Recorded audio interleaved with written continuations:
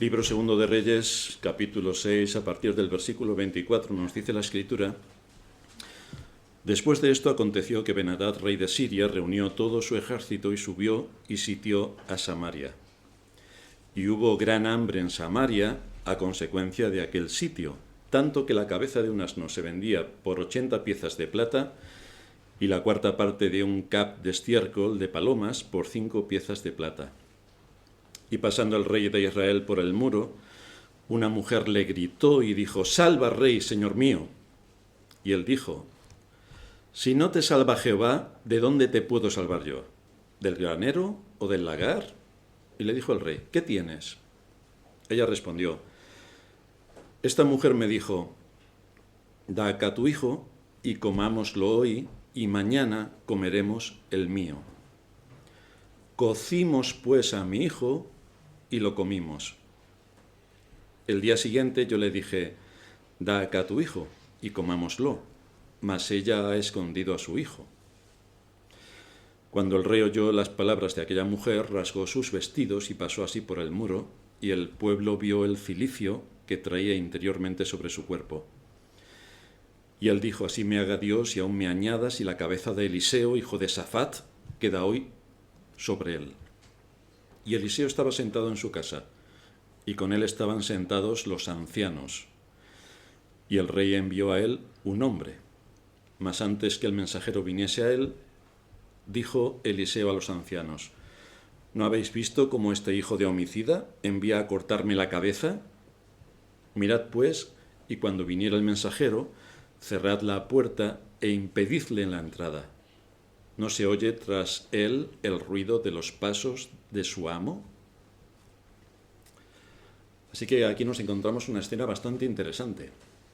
Los enemigos de la Escritura, que son numerosos, y los hay por todos sitios, muchos de ellos tristemente dentro de la Iglesia también, tienen aquí un aparente argumento para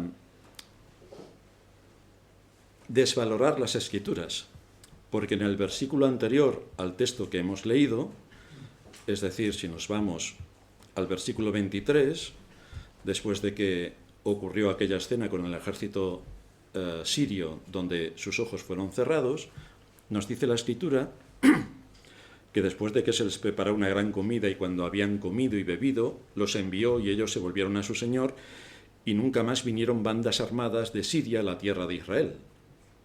Y ahora en nuestro texto empieza diciendo: después de esto aconteció que Ben-Hadad, rey de Siria, reunió todo su ejército y subió y sitió a Samaria. ¿Qué contradicción tenemos aquí?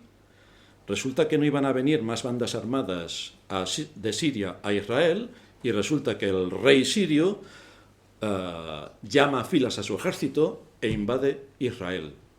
Esto es una muestra de que la Escritura se contradice por todos sitios, como podemos ver. Bueno, si alguien ve esto, es que el cerebro no le funciona del todo bien, porque aquí hay dos cosas completamente distintas. El lenguaje que utiliza la Escritura habla de bandas armadas, es decir, bandidos. Un bandido y un ejército yo creo que se diferencian en algo. Pues de esto está hablando. Las bandas armadas que hacían incursiones esporádicas en territorio israelita es a lo que se está refiriendo. Estas bandas armadas hacen lo que hoy hace Hacienda. Despojan de todo lo que pillan al ciudadano. Pues esto es lo que hacían las bandas armadas. Allí por donde pasaban, recogían el grano, cualquier tipo de cereal, cualquier fruto que hubiera de la tierra, e incluso también se llevaban cautivas a las personas. De hecho, si recordamos el texto que aparecía en este segundo libro de Reyes, capítulo 5, versículo 2, se nos dice: de Siria habían salido bandas armadas y habían llevado cautiva de la tierra de Israel a una muchacha, la cual servía a la mujer de Naamán. Esto es lo que hacían las bandas armadas. Los ejércitos generalmente te cortan el cuello, pero las bandas armadas no. Van detrás del pillaje y de los cautivos. Así que esto es lo que tenemos que diferenciar. De Siria salían bandas armadas, había grupos sirios que eran bandoleros, eran bandidos, y llevaban a cabo estas incursiones. Pero el versículo que nos ocupa en nuestro texto, el 24, nos dice que Ben-Hadad, rey de Siria, reunió todo su ejército y subió y sitió Samaria. Poniendo estas dos declaraciones una al lado de la otra, encontramos que en un caso, repito, se refiere a bandidos y otro al ejército. Después de esto aconteció que Ben-Hadad, rey de Siria, reunió todo su ejército y subió y sitió Samaria. La palabra con que inicia la apertura de este versículo es mucho más que un adverbio de tiempo. Después, es mucho más que un adverbio de tiempo, porque nos sirve para hacernos una idea del carácter de este rey sirio, Ben-Hadad. Esta palabra después nos une a la acción que se cita en el contexto del capítulo 5, donde vimos cómo Dios sanó a Naamán de la lepra, mostrando su misericordia, y esto era un auténtico milagro, que un leproso, blanco como la nieve, de la lepra que le inundaba, fuese sanado. Y también cómo resultó que el ejército que fue enviado para asolar y tomar preso a Eliseo fue dejado ciego. Eliseo intercedió para que se les perdonase la vida, les dieron un gran festín y volvieron a su tierra. Así que vemos dos pruebas indubitables de la misericordia que se mostró hacia estos sirios, cuyo rey ahora ataca Samaria. Así que esta palabra después nos une con todo esto. También debemos recordar que en contestación a esto que Dios había hecho por Ben-Hadad, rey de Siria, el rey de Israel se le había preparado una emboscada para hacerle caer cuando pasase por determinado sitio, a lo cual Eliseo le advirtió para que no cayera en semejante situación. Y también recordamos lo que se narra en el capítulo 3 de este libro de Segundo de Reyes, donde el rey de Israel reunió un ejército para luchar contra los moabitas, que habían conseguido otro gran ejército y se habían aliado en una coalición para derrocar al rey de Israel, y cuando pasaban por el desierto se quedaron sin agua los israelitas, y Eliseo también intercedió para que el Señor los salvase de esta situación. Lo que suma en todo esto es que la respuesta de Ben-Hadad ante el milagro de sanación de su general y el que se le perdonase la vida a sus soldados, tuvo la misma respuesta que la que dio el rey de Israel cuando se le libró de la muerte en la emboscada que le había preparado Ben-Hadad, y se le libró también de caer en manos enemigas cuando Dios lo libró de aquella situación en la que se encontraban delante de los ejércitos moabitas. Con todos estos antecedentes que les ocurren a los dos reyes, lo que sobresale aquí es que la respuesta del rey de Siria a la misericordia de Dios y la respuesta del rey de Israel a la misericordia de Dios es exactamente la misma. Es decir, uno era impío, el otro se llamaba creyente. Ante lo que Dios hace, la respuesta es la misma, la de un impío. Esto es lo que tristemente nos encontramos en la cristiandad, que la respuesta a las bendiciones de Dios es idéntica que la que dio este rey de Israel que se llamaba creyente. Y la respuesta es ingratitud y rebelión. Esto es lo que nos encontramos en la cristiandad. La cristiandad vive como si Dios no existiera, al igual que vive como si Satanás tampoco existiera. Sí que en la mente se cree en Dios, pero en cuanto a lo que esto supone para la vida práctica, se vive como si Dios no tuviera ningún papel ni lugar en la vida de los que se llaman creyentes. A esta conclusión llegamos cuando vemos el fruto. Si por sus frutos los conoceréis, tanto el rey sirio como el israelita están en el mismo nivel, no hay fruto. Y si por sus frutos los conoceréis, los impíos y la cristiandad no se diferencian casi en nada, salvo que unos tienen el concepto de que creen en Dios y los otros no. Pero a partir de ahí, la diferencia en cuanto al fruto es bastante exigua. Para asegurarnos de esta afirmación de que no hay fruto y por tanto no hay convicción de pecado, ni temor de Dios, ni salvación, nos preguntamos, ¿cómo expresó su agradecimiento a Dios, el Rey de Israel, por haberle librado en 2 ocasiones de la muerte? ¿Cómo expresó su agradecimiento? ¿Qué hizo? ¿Llevó a cabo algún tipo de reforma religiosa en sus dominios, derribando los altares idolátricos que sus padres habían construido? ¿Hizo algo en cuanto a esto? ¿Acabó con la idolatría e instauró la correcta adoración a Dios? Porque ellos tenían los 5 primeros libros de la Biblia, el Pentateuco, donde se habla perfectamente de toda la adoración a Dios y todo lo que esto supone. No hizo nada de esto. Siguió firmemente decidido en mantener la idolatría en todos sus dominios. ¿Qué impacto hizo la palabra de Dios en él? Ninguno. Se quedó exactamente como estaba, con todos sus ídolos a cuestas. No hay ni la más mínima evidencia de que corrigiese algo, a pesar de que Dios le había perdonado la vida 2 veces. Una pena de muerte ciertísima que tenía sobre él no fue valorada. ¿Y en la cristiandad cómo estamos? ¿Actuó el rey de Israel de acuerdo a la ley? Porque en el 2.º mandamiento prohíbe taxativamente adorar a los ídolos. Y entonces en la cristiandad, ¿cómo estamos? Bueno, estamos bastante mal porque la mayor parte de la cristiandad no se sabe los 10 mandamientos, no se sabe la ley. Si decimos, primer mandamiento de la ley de Dios, amarás a Dios sobre todas las cosas. Bienvenidos a la Iglesia Católica, porque este no es el primer mandamiento. Así que tenemos un problema. Es decir, si el pueblo que se llama cristiano y creyente no sabe la ley por la que se rige su conducta, ¿de qué se va a arrepentir? ¿De qué se va a arrepentir si la ley para él no sirve? Lo que siempre matizamos aquí como algo realmente espeluznante, el 4.º mandamiento, acuérdate del día de reposo para santificarlo. ¿El pueblo de Dios qué hace? Pues es el más violado, porque siguiendo lo que hace el mundo impío, el domingo es para hacer todo lo que no puedo hacer entre semana. Así que el domingo me voy de viaje, vengo de viaje, me voy a comprar, me voy a la playa, me voy a la piscina, me voy, pero esto no es lo que enseña la Escritura. ¿Por qué no te vas el lunes? Es que el lunes trabajo. Ya, pero es que tienes un mandamiento en la ley de Dios, el 4, que te dice que santifiques el día de reposo, que no hagas en él obra alguna. Tú, ni tu hijo, ni tu hija, ni tu siervo, ni tu criada, ni tu bestia. Pero eso era en otros tiempos. Muy bien, muy bien.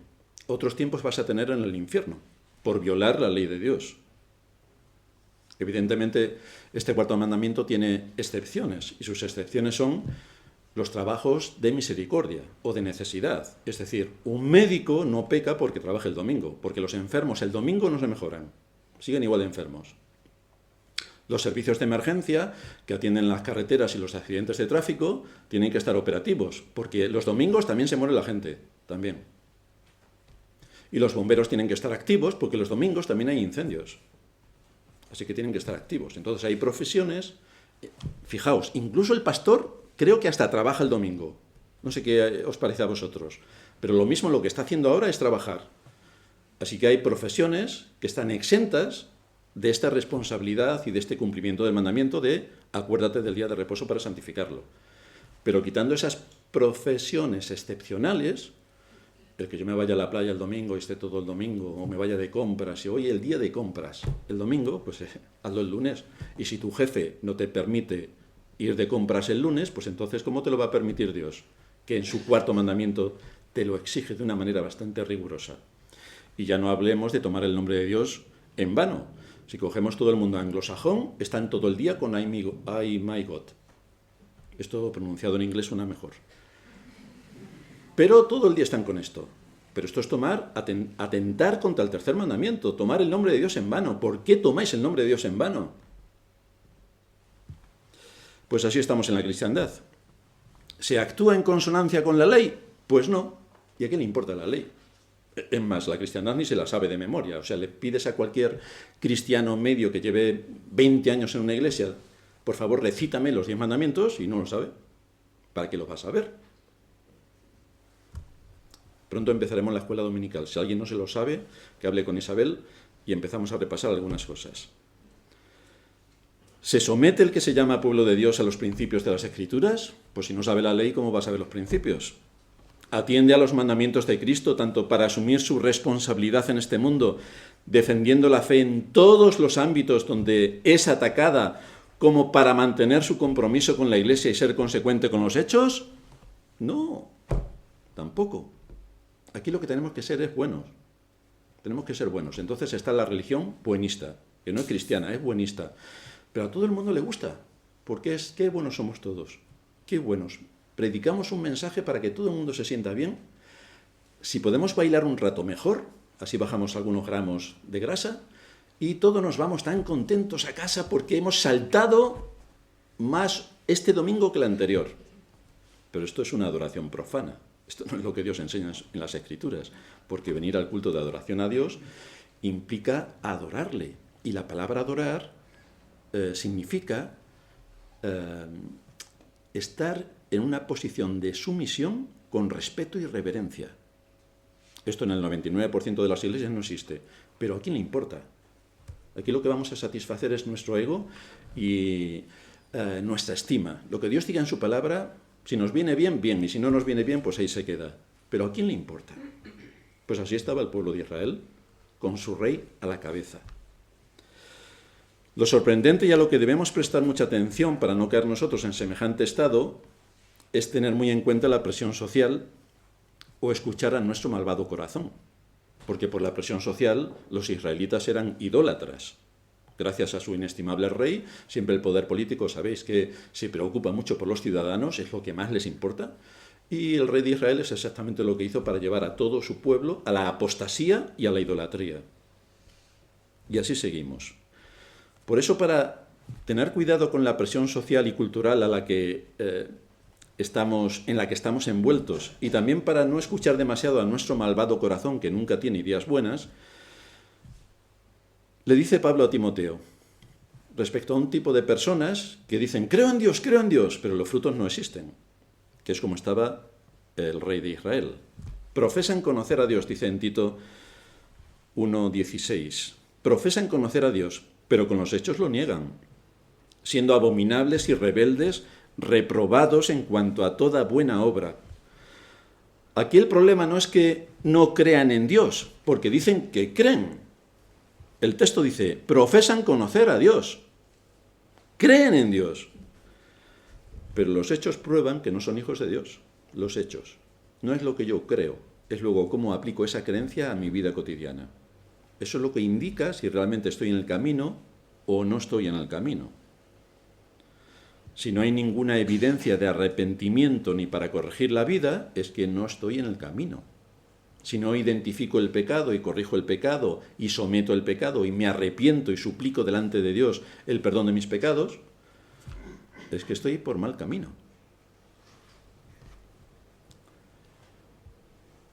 Así que volvemos a la pregunta. ¿Por qué le permitió el Señor a este rey pagano invadir Israel y poner sitio a Samaria? ¿Por qué? ¿Por qué permitió Dios esto? Si los israelitas eran su pueblo escogido, los tenía que cuidar.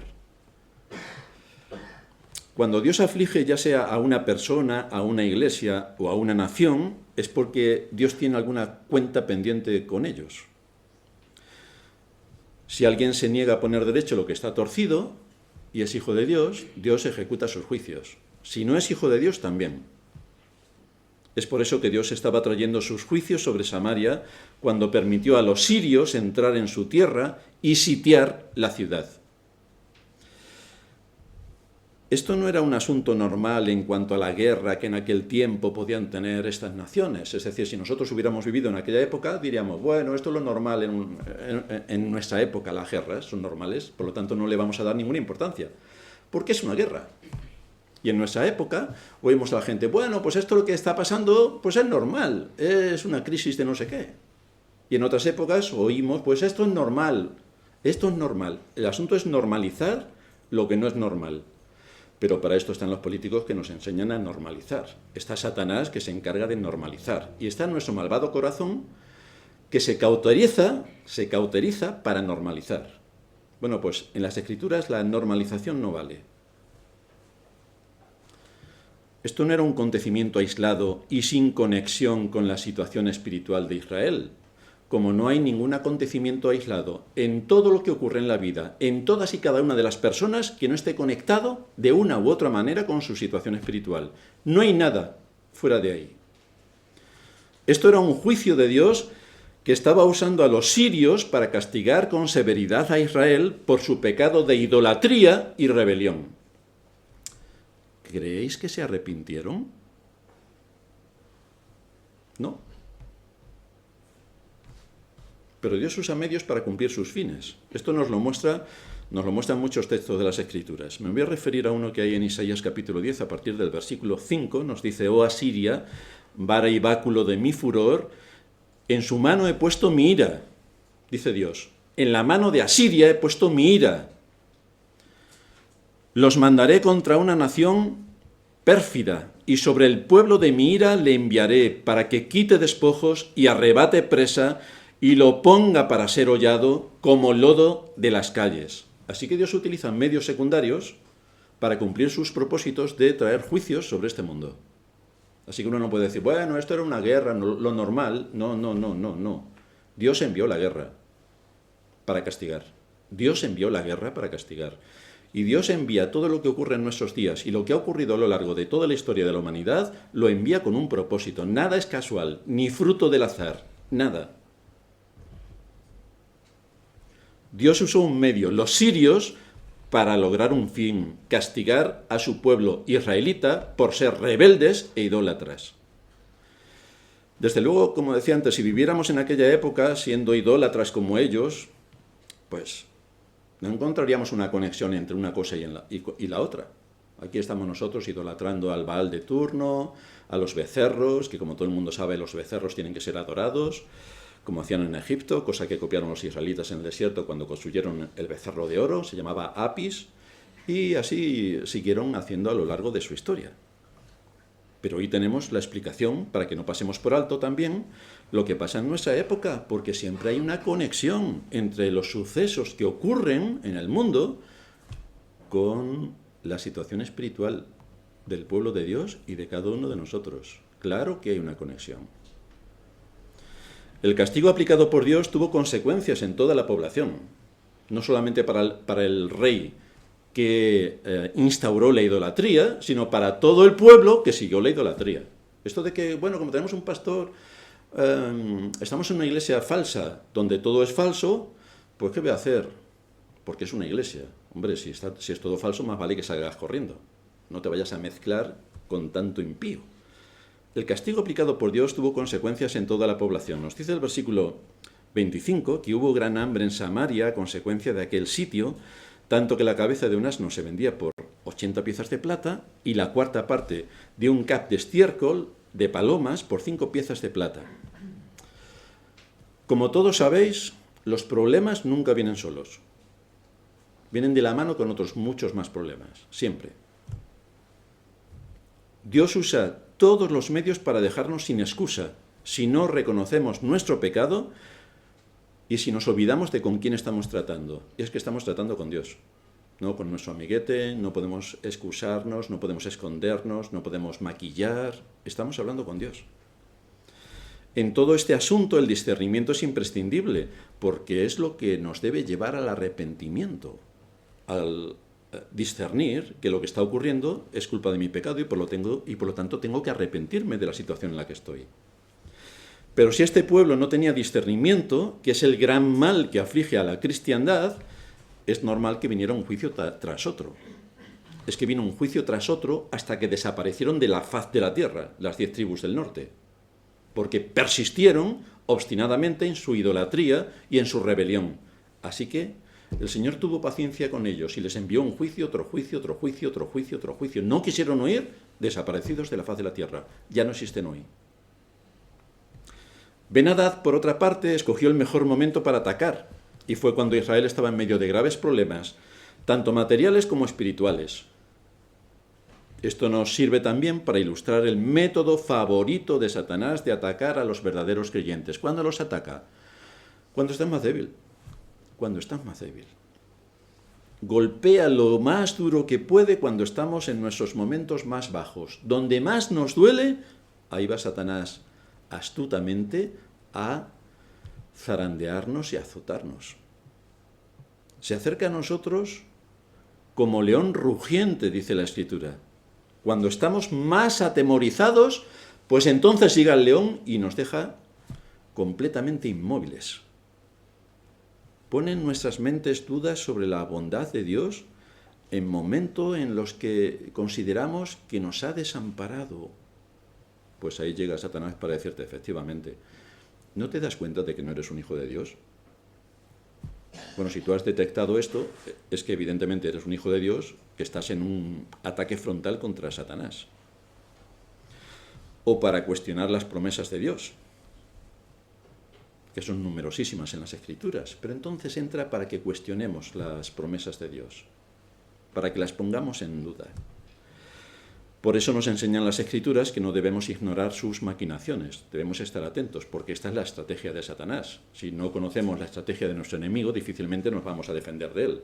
Es decir, si un ejército no sabe contra qué ejército va a luchar, difícilmente podrá ganar la batalla, porque no sabe con qué armas va a venir. Podemos ir con tirachinas y lanzas, y si el ejército de enfrente tiene misiles, pues imaginaos dónde vamos a quedar. Tenemos que conocer a nuestro enemigo, y tenemos que conocer a Satanás y sus estratagemas. Nos dice el texto que había una gran hambre en Samaria. Esta fue la consecuencia del asedio. Los habitantes de la tierra consideran que están infinitamente mejor bajo la mano del azar o la casualidad que bajo el gobierno de Dios. Hombre, nosotros no queremos a Dios. Uno sale por la calle, habla de Dios, aquí por lo menos en España, y no te escupen de casualidad. Pero de Dios no puedes hablar. Porque Dios existe, Dios, gobierna Dios, y si gobierna, ¿por qué se murió no sé quién? O sea, siempre las tonterías de la argumentación de los impíos. Así que piensan que están infinitamente mejor bajo el gobierno de algo que llaman azar o la casualidad, antes que reconocer que el mundo está dirigido por el Dios vivo y verdadero, que según su sabio consejo ejecuta sus decisiones, porque es soberano. Esto la cristiandad tampoco lo acaba de entender, que Dios es soberano y que hace su voluntad en los cielos y en la tierra, y que salva a quien quiere, como quiere y cuando quiere. Esto a la cristiandad también le viene bastante grande, pero es lo que enseña la Escritura. Es Dios quien lleva a cabo sus juicios que afectan en primer lugar a su pueblo. Las cosechas de los campos o la ausencia de ellas no son el resultado de un destino ciego, es que Dios lo ejecuta. Por ejemplo, en el Salmo 105, a partir del versículo 16, leemos que en tiempos de José, Dios usó su providencia para reunir a la familia. Y dice, trajo hambre sobre la tierra. Dios trajo hambre sobre la tierra y quebrantó todo sustento de pan. Dios lo hizo. Dios lo hizo. Fue Dios quien provocó que con esto Jacob y sus hijos tuvieran que ir a Egipto. Y cuando Dios trae hambre sobre la tierra, nadie puede evitarlo. Ni siquiera la ingeniería con la que el ser humano se cree superior a Dios, ni siquiera puede evitarlo. Pero hay un hambre mucho más atroz. Hay un hambre mucho más atroz. Porque tiene que ver con la vida eterna. Este es el hambre atroz. El profeta Amós dice en el capítulo 8, «He aquí vienen días, dice Jehová el Señor, en los cuales enviaré hambre a la tierra, no hambre de pan ni sed de agua, sino de oír la palabra de Jehová. E irán errantes de mar a mar, desde el norte hasta el oriente, discurrirán buscando palabra de Jehová», fijaos, «y no la hallarán, y no la hallarán». Así que Dios también restringe su palabra. Hoy la gente de este mundo está errante. Tienen una gran necesidad, quieren satisfacer su necesidad, no saben exactamente lo que están buscando, pero al final nada de lo que el mundo les ofrece satisface su profunda necesidad. Nada. Instantáneamente, momentáneamente sí, pero rápidamente se agota. Ya necesitan otra cosa, necesitan otra cosa, necesitan otra cosa. Siguen la ola de la moda social que nos invade, pensando que con ser guays ya somos fantásticos, todos guays. Y lo de los guays también se acaba. Vamos a aceptar la ideología de género. Así somos todos re guays. Y eso también se acaba porque tiene unas repercusiones en el funcionamiento del cerebro y en la vida profunda de las personas que los pulveriza. Vamos a unirnos a la corriente de moda perdiendo el sentido común, porque hoy todo lo que se hace no tiene sentido ninguno. Ya sabéis que el sentido común es el menos común de los sentidos, y ahí está entregada la gran masa. Pues todo con el objetivo de satisfacer la profunda necesidad. Vamos a actuar de forma irracional, vamos a drogarnos o a beber, vamos a ver cómo podemos satisfacer lo que realmente está en lo profundo de nuestro ser. Y con todo lo que tienen a su alcance y que el mundo les brinda, no lo pueden conseguir, no lo pueden conseguir. Creen que haciendo esto y luego lo otro y luego lo de más allá, con eso podrán satisfacer todo lo que profundamente necesitan, pero no pueden. Aquello se agota. Y otra vez viene la frustración, la desesperación y el hundimiento. Y el hundimiento. Y muchos de ellos se van al suicidio. El asunto es que el príncipe de este mundo despliega sus encantos para que la gente piense que con esos encantos puede satisfacer su profunda necesidad espiritual y los engaña de esta manera. Pero eso no satisface perpetuamente, satisface momentáneamente, porque estás bajo un engaño. Pero luego las consecuencias son letales. El hombre fue creado a imagen y semejanza de Dios, de manera que solo en Dios puede estar satisfecho. Porque el hombre está compuesto por cuerpo, alma y espíritu. Y tienes que alimentar tu espíritu, igual que alimentas tu cuerpo. Y Satanás se engaña para que el espíritu no se alimente, solo el cuerpo. Solo el cuerpo. Toda la maquinaria del mundo está preparada para que consumas y poner delante de ti lo que Satanás puso delante de Eva. Un fruto codicioso, que lo alcances y con ello obtengas la sabiduría. Pues no la vas a obtener.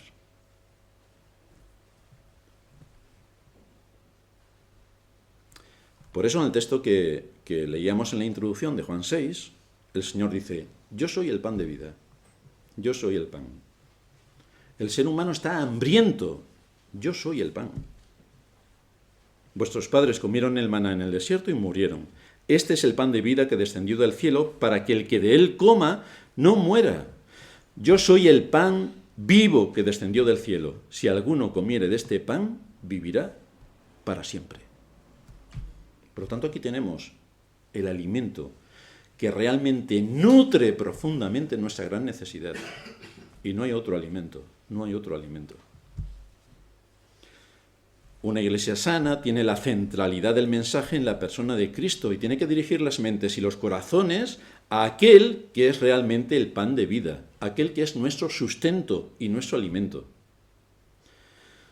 Cuando esos hombres y mujeres conocen a Cristo y lo toman como su único sustento, entonces empieza una gran batalla por la que el mal quiere raernos de la faz de la tierra por cualquier medio.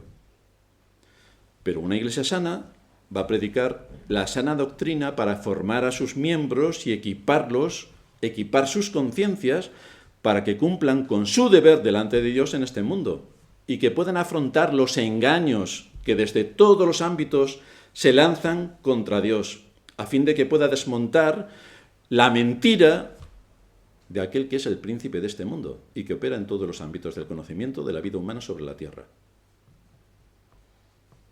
Pues aquí tenemos la batalla. Yo soy el pan de vida, el que a mí viene nunca tendrá hambre, y el que en mí cree no tendrá sed jamás. Muchos piensan de forma mágica en Cristo. Igual que estos israelitas que podían pensar de forma mágica que les lloviese del cielo la comida. Pero las cosas no funcionan así. Muchos piensan de forma mágica en Cristo, creyendo que por decir, creo en Cristo, todos mis problemas se solucionan. No, cuando dices que eres en Cristo y lo asumes por la fe, todos tus problemas empiezan. No es que acaban, empiezan. Porque vas a ser una persona atacada por el maligno. Porque has sido arrancado del reino de las tinieblas para ser llevado al reino de la luz.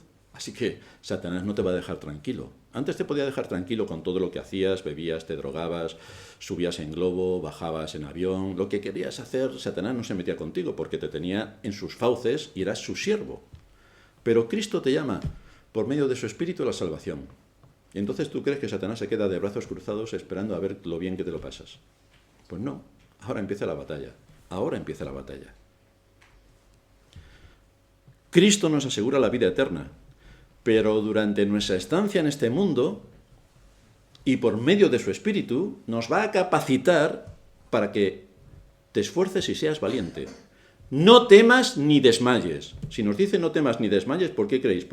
¿Será porque estamos todos los días en el circo, en el parque de atracciones?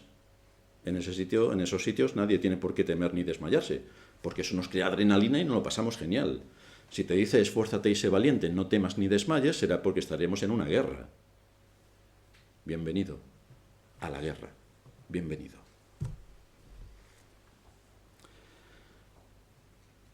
Cuando el creyente olvida a su Dios en las aplicaciones prácticas de su palabra, entonces es cuando realmente empieza a tener problemas. Es por eso que en nuestro texto el Señor trajo esta gran hambre sobre Samaria. La causa es que ni el rey ni la población temían a Dios, ni servían a Dios, ni tampoco había ninguna intención de aplicar la vida a las situaciones prácticas de su entorno habitual.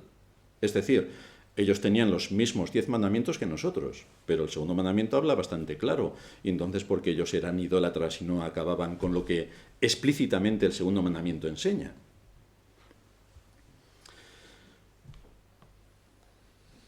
No había ninguna intención para aplicar la palabra a la vida, sino que siguieron tan tranquilos en medio de su idolatría. Esto nos lo muestran los datos que se desprenden del contexto. No parece que hubiera ninguna carga en la población por la idolatría. Todos están tan tranquilos. Esto de que nos hayan invadido los sirios no tiene nada que ver con nuestra condición espiritual. Pero nada, como todo el mundo sabe. Nada. No tiene nada que ver con nuestra relación con Dios. Nada, no tiene nada que ver. Esto ha sido una invasión siria que les ha dado a los sirios, que son muy malos, por invadirnos, pero esto no tiene nada que ver con nuestra condición espiritual. ¿O sí? ¿O sí? Porque nada de lo que ocurre está desconectado de Dios y de su reino. Nada de lo que ocurre. En tiempos de Jeremías, cuando él anunciaba al pueblo el gran castigo que iban a recibir por su rebelión y por su idolatría, es decir, no cambiaron, y iban a recibir este castigo si no se arrepentían, ¿qué es lo que ocurrió? Que es lo mismo que ocurre aquí en la historia de Eliseo. Nos dice el libro de Jeremías, capítulo 16, versículo 10, ¿por qué anuncia Jehová contra nosotros todo este mal tan grande? ¿Por qué lo anuncia? ¿Qué maldad es la nuestra o qué pecado es el nuestro que hemos cometido contra Jehová nuestro Dios? ¿Qué hemos hecho nosotros? Si solamente le rendimos culto a la diosa del cielo, le ponemos tortas de maíz y resulta, de maíz no porque no venía de América todavía, de trigo, y resulta que siempre que idolatramos a la reina del cielo nos va bien. Y resulta que cuando adoramos a Dios nos va mal. Conclusión, sigamos siendo idólatras, claro está. ¿Qué maldad es la nuestra o qué pecado es el nuestro que hemos cometido contra Jehová nuestro Dios, que vienen todos estos juicios que nos estás anunciando? Ellos pensaron después, vamos a matar a Jeremías porque solamente nos profetiza mal. Y eso efectivamente fue la idea general de todo el pueblo de Israel. A ver si conseguimos matar a Jeremías.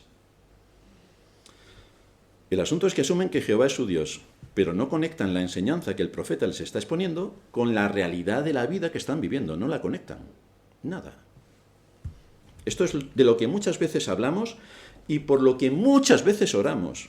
Que el Señor nos dé discernimiento para ver el engaño del mal. Que el Señor nos dé discernimiento para ver el engaño del mal y que nos dé luz para conectar la enseñanza bíblica con la realidad que estamos viviendo, sea cual sea y en todas las épocas.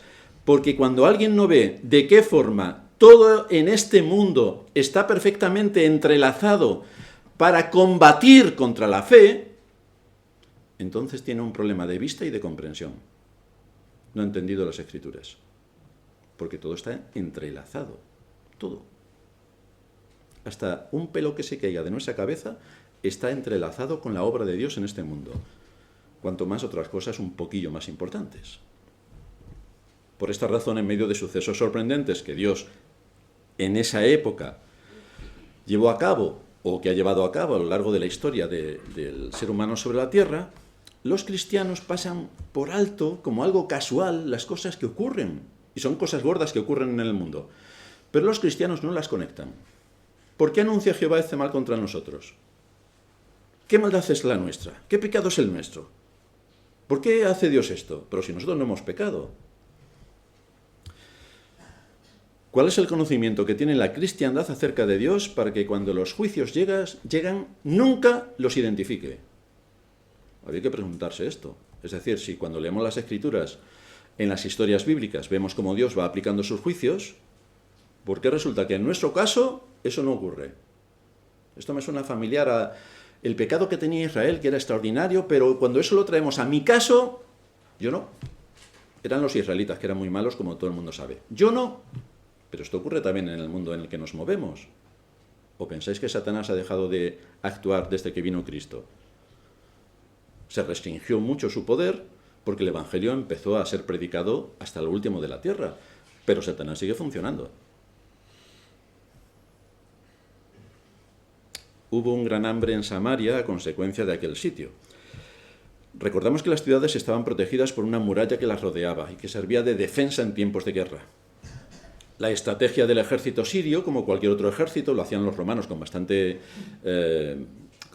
solvencia, era sitiar la ciudad, es decir, impedir la entrada y salida de personas y de alimentos. Con lo cual, si rodeas la ciudad con una muralla y te quedas fuera esperando, ¿qué es lo que va a pasar si no pueden entrar los alimentos? Pues que viene el hambre. Y es así también como Satanás ataca. Inicia el asedio y espera. Y espera. Y espera. Y como no tengas el suministro de la palabra de Dios, porque anda, hoy se me ha olvidado.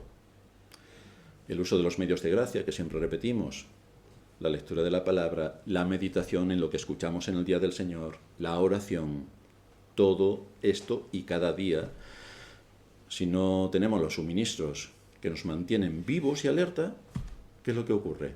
Pues Satanás ha iniciado el asedio. Si tú no te alimentas, Satanás está tan contento, porque cuanto menos te alimentes, más débil estás. Y entonces vas a cometer algún error o vas a caer en un pecado estratosférico, como ahora vamos a ver. Pasando el rey de Israel por el muro, una mujer le gritó y dijo: «¡Salva, rey, señor mío!». Y él dijo: «Si no te salva Jehová». Resulta que este rey era idólatra y apóstata. Fijaos cómo utiliza el nombre de Jehová. Como esto es lo normal en mí, yo soy creyente también, claro. Sí. Si no te salva Jehová, ¿de dónde te puedo salvar yo? ¿Del granero o del lagar? Probablemente el rey estaba supervisando la ciudad y alentando a sus soldados que defendían los muros de todos los asedios a los que estaban siendo sometidos. Pero encontró esta terrible escena. Una mujer le gritó y dijo: «¡Salva, rey, señor mío!». Desde luego la falta de comida lleva a una muerte dura y dolorosa. Muy poco valor le damos a que cada día tenemos delante de nosotros comida. Ahora cuando salgamos del culto nos vamos a nuestros hogares, todo el mundo tiene para comer. Y decimos: «Por favor, no me pongas más porque es que ya no puedo más». Los platos son abundantes, tenemos todo tipo de comida, no hay ninguna necesidad. Pero esto es algo excepcional, porque a lo largo de la historia del hombre sobre la tierra, las hambrunas han sido espantosas. Una misericordia más de Dios, que nos da comida todos los días. Una ciudad sitiada, como era Samaria, se quedó sin alimento rápidamente. Lo que sobresale en esta escena es que esta mujer fue en busca de un rey apóstata y no buscó al Señor. Esto lo que nos muestra es dónde estaba el corazón de este pueblo que había sido sometido durante tantos años al engaño de la idolatría. ¿Dónde estaba su corazón? En su rey, que era idólatra. No estaba en Dios. en su rey que era idólatra. La situación espiritual era realmente caótica. No encontramos ninguna señal a lo largo de toda la narrativa de que el pueblo de Israel orase ni una sola vez a Dios para que les diese luz sobre esta situación, ni orase tampoco para suplicar su ayuda. Nada, nada, no hay nada en toda la narrativa. Dios estaba lejos de sus corazones. Si no te salva Jehová, dijo el rey, ¿de dónde te puedo salvar yo? ¿Del granero o del lagar? Desde luego este no era el mensaje de la piedad. Era un lenguaje bastante blasfemo. Realmente está diciendo, el Señor no te ayudará. El Señor no te ayudará. Y ahora entramos en una escena donde se nos muestran las condiciones desesperadas que estaban sufriendo. El afecto natural se rindió a las presiones del hambre. Versículo 28. Le dijo el rey, ¿qué tienes? Ella respondió, esta mujer me dijo, dame a tu hijo y comámoslo hoy, y mañana nos comeremos el mío. Cocimos, pues, atención, cocimos, pues, a mi hijo y nos lo comimos. El día siguiente yo le dije, da acá a tu hijo y comámoslo. Mas ella ha escondido a su hijo. Asesinó a su propio hijo para comérselo. Esto es lo que hace el hambre. Yo creo que en casa, si le digo a Anais, te voy a asesinar para comerte esta noche, yo creo que esta noche me come ella a mí. Pero fijaos cómo está la mentalidad y cómo tiene que estar de sometida para que uno ponga en una olla hirviendo a su propio hijo y lo cocine de esa manera. Bueno, esto a nosotros nos parece espantoso. Millones de bebés en el seno materno son descuartizados cada año. Eso no es espantoso porque el poder político dice, hombre, es que esto es libertad. Claro, si podíamos tener la libertad de hacer lo mismo con los políticos, lo mismo estaríamos de acuerdo. Pero es libertad descuartizar a los bebés en el seno materno. Vaya. Pues aquí tenemos una escena terrorífica. Esto sí que es un juicio severo. Fueron sometidos por el enemigo hasta que todos los suministros de comida les faltaron. Y en su desesperación fueron llevados a devorar los desperdicios más abominables, como es el estiércol de palomas, que se lo comieron, y a sus propios hijos. Esta escena nos muestra que cuando Satanás ataca, ya que Dios también lo usa para ejecutar sus juicios por causa de la desobediencia, podemos caer en hacer las cosas más vergonzosas que jamás nos hubiéramos imaginado. Si cortamos los suministros de la gracia de Dios, cortamos los suministros de los medios de gracia, nos quedamos sin alimento, y entonces en medio de esa desesperación, ¿qué pensáis que va a hacer Satanás? Nos somete a una vileza como la que sometió a esta población, a esta pobre mujer, que cocinó a su propio hijo para comérselo. Separados de mí, dice el Señor, nada podéis hacer. Y eso es exactamente lo que ocurre cuando nos separamos de Dios. Podemos caer en lo más hondo, como ocurrió con esta mujer. Pero esto que está ocurriendo en nuestra escena ya había sido advertido por Dios. Ya había sido advertido por Dios. No era nada nuevo. Ellos tenían el Pentateuco, se lo deberían haber leído. Si nos vamos al libro de Levítico, capítulo 26, a partir del versículo 27, nos dice, está hablando de la desobediencia del pueblo, de que sigan a dioses falsos, de que los adoren, de que idolatren, de que se rebelen contra Dios. Si aún con todo esto no me oyereis, sino que procediereis conmigo en oposición, yo procederé en contra de vosotros con ira, y os castigaré aún 7 veces por vuestros pecados. Fijaos, y comeréis la carne de vuestros hijos y comeréis la carne de vuestras hijas. Y eso es exactamente aquí lo que está ocurriendo. Eso es exactamente lo que está ocurriendo. Pero si nos vamos al libro del Deuteronomio, capítulo 28, a partir del versículo 49, por causa de la desobediencia, la advertencia severa que está lanzando el Señor es: Jehová traerá contra ti una nación de lejos, del extremo de la tierra, que vuele como águila, nación cuya lengua no entenderás. Gente fiera de rostro, que no tendrá respeto al anciano ni perdonará al niño, y comerá el fruto de tu bestia y el fruto de tu tierra hasta que perezcas, y no te dejará grano, ni mosto, ni aceite, ni la cría de tus vacas, ni los rebaños de tus ovejas, hasta destruirte. Pondrá sitio a todas tus ciudades hasta que caigan sus muros altos y fortificados en que tú confías. En toda tu tierra sitiará pues todas tus ciudades y toda la tierra que Jehová tu Dios te hubiere dado. Y añade: y comerás el fruto de tu vientre, la carne de tus hijos y de tus hijas que Jehová tu Dios te dio, bajo el sitio y en el apuro con que te angustiará el enemigo. Así que estas fueron advertencias bastante severas que el Señor les dio para que se cuidasen de no servir a dioses ajenos. El pueblo de Israel, como hace hoy la Iglesia, hizo así. Y también hizo así, hizo lo que les dio la gana y siguió la corriente del mundo de acuerdo a la época en la que en cada momento han vivido. Y Dios ejecutó sus juicios. Y Dios ejecutó sus juicios.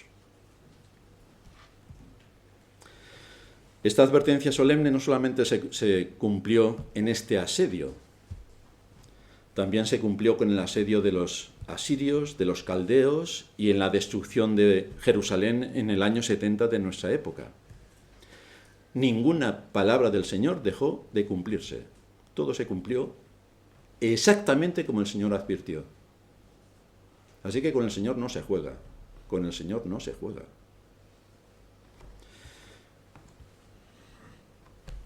Estos juicios son enviados por Dios para llamar a la gente al arrepentimiento, empezando por su propio pueblo. Porque el propio pueblo de Dios cree que con decir creo en Dios, y esto lo menciona como una matraca, pues ya todo está resuelto, solucionado, y como creo en Dios, todo me irá bien. Pero no se trata de creo en Dios, sino creo a Dios y hago aquello que Dios en su palabra me exige. Estamos hablando del estado eterno de los hombres. Muchos pasan por alto las advertencias de las Escrituras, que son severas, y que hacen en cuanto a la salvación. Arrepentíos, nos dice el apóstol en Hechos 3:19, arrepentíos y convertíos para que sean borrados vuestros pecados, para que vengan de la presencia del Señor tiempos de refrigerio. Y Él envía a Jesucristo, que antes os fue anunciado. Arrepentíos, arrepentíos. Esto es lo que está ocurriendo en esta escena de Israel. Arrepentíos, vienen los juicios, arrepentíos. Y el pueblo de Israel no se arrepintió. El propósito de los juicios es que al conectar el estado del corazón con lo que ocurre en el mundo en el que vivimos, seamos llevados a volver a Dios y suplicar su perdón. Suplicar su perdón. Por eso la Escritura anuncia, por boca del apóstol Pedro, en Hechos 5:31, a este Dios ha exaltado a Cristo, Dios ha exaltado con su diestra por príncipe y salvador para dar a Israel arrepentimiento y perdón de pecados, y nosotros somos testigos suyos de estas cosas, y también el Espíritu Santo, el cual ha dado Dios a los que le obedecen. Y fijaos lo que sigue diciendo el texto, después de que anunciase el apóstol lo que en Cristo tenemos. El texto sigue diciendo: ellos, oyendo esto, se enfurecieron y querían matarlos. Vaya. O sea que anunciamos a Cristo, la salvación que tenemos en Cristo, cómo Él es el que da el don de la fe y del arrepentimiento, y cómo tenemos que ir a Él en arrepentimiento para que perdone nuestros pecados, y podamos ver el mundo en el que vivimos y actuar de acuerdo a la palabra de Dios.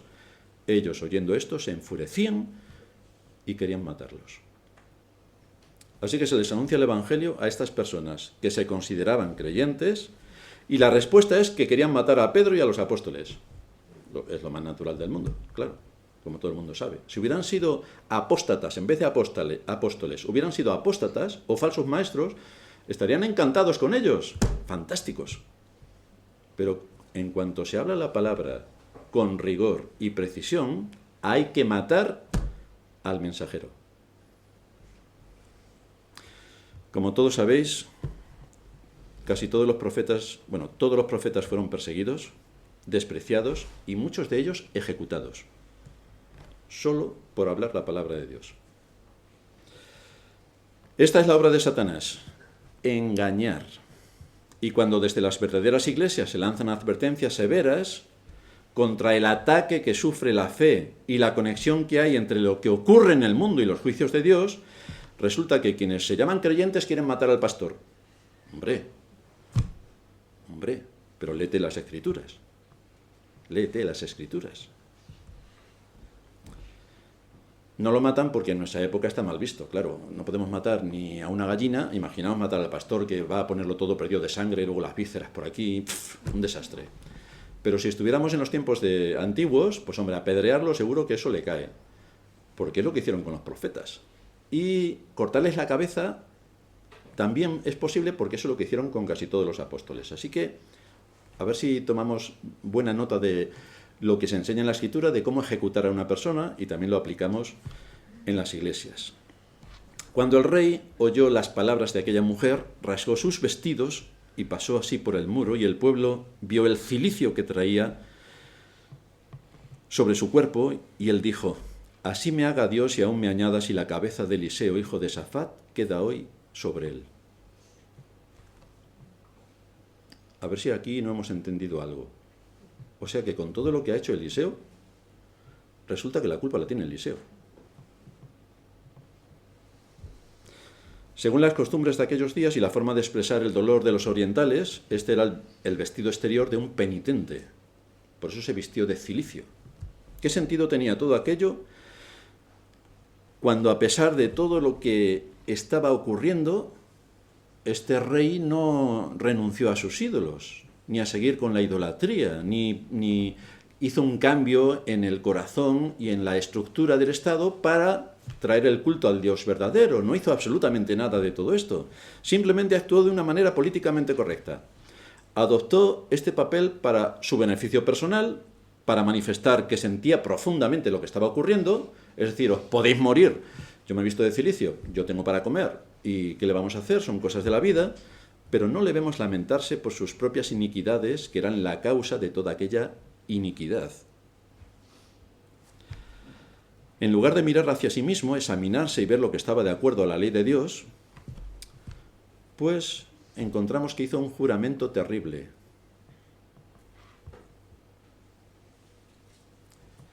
Así me haga Dios y aún me añada, esto lo dice un impío, un apóstata y un idólatra. Pero creía en Dios, claro, como toda la cristiandad. Así me haga Dios y aún me añada si la cabeza de Eliseo, hijo de Safat, queda hoy sobre él. Lejos de humillarse ante Dios y corregir sus caminos, juró venganza contra aquel que le traía la palabra de Dios. Vaya, esto para seguir la secuencia con el resto de los profetas. ¿Para qué vamos a cambiar de sintonía? Y esto es lo que nos encontramos generalmente en medio de los que se llaman pueblo de Dios. Lejos de arrepentirse, se llenan de furia y también quieren cortarle la cabeza al que les predica. Si es una iglesia sana. Si no es sana, hombre, aquí venimos a divertirnos. Pero si es una iglesia sana que predica para tocar la conciencia y el corazón, hay que acabar con ese hombre. Por eso le digo a Sorín que tenemos que prepararnos para el futuro, porque va a recibir muchos hachazos, a fin de que no le duelen demasiado. Su aspecto externo de este rey era de piedad, pero su interno era de odio y resentimiento contra Dios. Por eso dice el profeta Joel en el capítulo 2, versículo 13, rasgad vuestro corazón y no vuestros vestidos. No vengáis aquí con vestidos de cilicio. ¡Ay, qué mal nos ha caído! No. El problema está en tu corazón. ¿Has corregido tu corazón? Porque de nada sirve que digas que te vistas de cilicio para... ¡Ay! El corazón. Es una llamada para que este pueblo acabase con su rebelión, para que dejase de justificarse a sí mismo, para que dejen su persistente oposición, para que escuchen con un corazón humilde la palabra que les era predicada a través de los profetas. Y no quisieron oír. No quisieron oír. Finalmente encontramos que en medio de este asedio, que vino como un juicio de Dios sobre este rey y sobre esta nación apóstata, el rey jura delante de Dios a quien no conoce y cuyos mandamientos transgrede uno tras otro, que le iba a cortar la cabeza a Eliseo. Y en este contexto, encontramos la siguiente escena, versículo 32. Eliseo estaba sentado en su casa y los ancianos estaban sentados con él.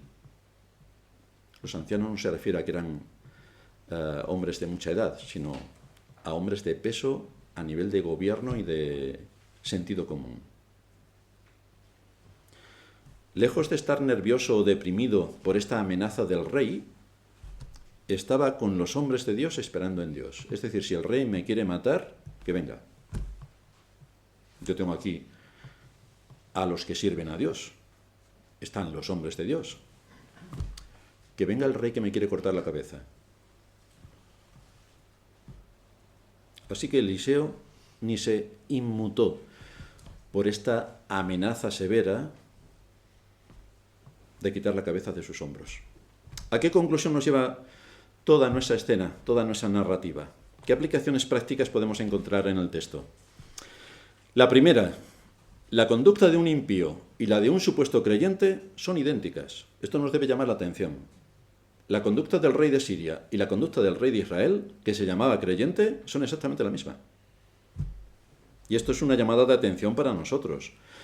Dios muestra misericordia para el rey sirio y muestra misericordia para el rey de Israel. Y la respuesta de ambos es ingratitud y rebelión. Así que debemos observar con precisión este tipo de escenas para que nos sirvan de ejemplo en nuestra propia vida. Nosotros nos comportamos igual que los impíos buenos, porque sabéis que hay impíos buenos y malos, pero hay muchos impíos buenos, gente buena. Si nosotros simplemente somos gente buena como los impíos buenos, nuestra entrada en el reino de los infiernos está garantizada. Aquí necesitamos la fe de Cristo para que podamos llegar al reino de los cielos, que es a donde Él nos llama. En segundo lugar, vemos la importancia de unirnos con aquellos que están bajo el temor de Dios y bajo un liderazgo firme que no tema al enemigo. Eliseo era un líder firme, no temía al rey de Israel. Y las advertencias y amenazas eran bastante fuertes. Pero Eliseo no se inmutó. Ni se inmutó cuando vino el general Naamán, ni se inmutó cuando vino todo el ejército de Siria a buscarle, ni se inmuta ahora cuando dice el rey de Israel que le va a cortar la cabeza. Ni se inmuta. Y está rodeado de hombres de Dios para afrontar el peligro.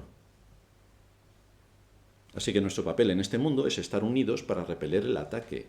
Debemos estar unidos como iglesia para repeler el ataque. En tercer lugar, vemos cómo Dios permite que seamos atacados por diversos males en el contexto del mundo en el que vivimos para corregir nuestros caminos. Y debemos prestar atención qué es lo que pasa en nuestro mundo y cómo Dios está enviando juicios. Porque no nos pensaremos que en nuestra época Dios no envía juicios. Vivimos en el parque de atracciones tan felices, no comemos perdices, pero lo demás lo tenemos, tan felices que somos. Bueno, pues tenemos que analizar el mundo en el que vivimos y debemos orar a Dios para que nos dé discernimiento y podamos ser consecuentes con nuestro llamamiento y elección, porque estamos en este mundo para algo, pues tenemos que saber para qué, exactamente para qué. En cuarto lugar, Dios permite que Satanás nos ataque para forzar en nosotros un espíritu de dependencia de Dios y llevarnos a ser constantes con los medios de gracia, porque si no los usamos, caeremos sin ninguna duda. Como estas mujeres de allí, por la presión y el asedio del enemigo, se comieron a sus hijos. Nosotros no nos vamos a comer a nuestros hijos, creo yo. Pero Satanás sí que nos va a comer a nosotros. En quinto lugar, una conducta que no debemos imitar. La que tuvo el rey de Israel. Cuando somos exhortados por la palabra, debemos asumir que viene directamente de Dios. Es decir, cuando un hombre se sube aquí al púlpito, se sube Sorín, se sube Valentín, me subo yo, cuando un hombre se sube al púlpito, lo que escuchamos es la palabra de Dios. No miréis al hombre. Mirad que es la palabra de Dios que nos es predicada y expuesta. Una palabra que viene directamente de Dios para nosotros. No podemos atacar al mensajero y querer cortarle la cabeza como quería el rey de Israel. En lugar de que ese rey se mirase a sí mismo, se examinase y se arrepintiese, el mismo versículo nos dice que hizo un juramento terrible de cortarle la cabeza a Eliseo. ¿Dónde estaba el arrepentimiento? En ningún sitio. Buscaba la venganza para satisfacer su soberbia, nada más. En sexto lugar, el propósito de la Iglesia es, en primer lugar, anunciar las virtudes de aquel que nos llamó de las tinieblas a su luz admirable y exhortar a los hombres sobre su situación delante de Dios, mostrándole el único camino que está en Cristo para el arrepentimiento. Esto es, en primer lugar, el papel de la Iglesia, que nos esforzamos en que cada día del Señor también sea expuesto. En segundo lugar, corregir lo desviado y enderezar lo torcido. Claro que si hay alguien perfecto, por favor que no venga a la Iglesia, porque entonces nos va a causar un problema. Pero si todos los que venimos aquí somos seres imperfectos, que buscamos honrar a Dios y seguir alimentándonos de su palabra para ser edificados en la fe y poder ser útiles a su reino en este mundo, pues entonces, este es el propósito también de la palabra de Dios, corregir lo desviado y enderezar lo torcido. Pero nada de todo esto puede tener cabida en la vida de los hombres si por encima de lo que enseña la palabra de Dios está nuestro interés personal, nuestra soberbia o nuestro egoísmo. Si esto es lo que funciona, ya puedes tirar la Biblia a la basura, porque entonces no te va a ayudar en absolutamente nada, ya que para ti tu Dios es tu soberbia, tu egoísmo y tu interés personal. Y en séptimo lugar, hoy es el día del Señor. Hoy es el día del Señor. Y Él lo ha hecho para que nos alegremos y nos regocijemos en Él. Hoy nos unimos al pueblo de Dios para honrar su nombre y reconocer su grandeza y su majestad. Este es el propósito de que seamos convocados a esta reunión pública.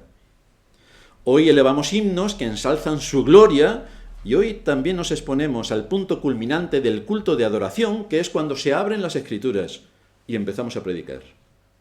Ese es el punto culminante de adoración, cuando se abren las Escrituras.